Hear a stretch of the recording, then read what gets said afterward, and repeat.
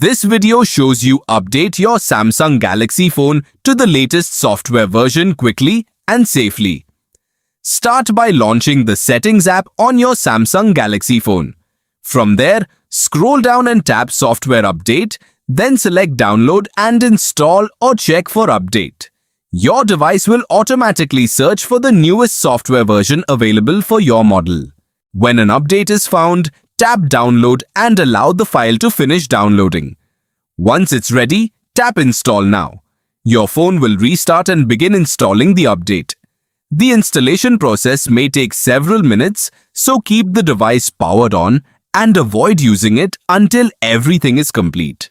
For a smoother update, connect to a stable Wi-Fi network and make sure your battery is sufficiently charged or plug the phone into a charger. While software updates normally keep your personal data intact, backing up important files is always a good practice. If your screen says current software is up to date or your software is up to date, it simply means your Samsung Galaxy phone is already running the latest version. That's exactly what happened in my case, as I recently updated my device and no newer update is currently available.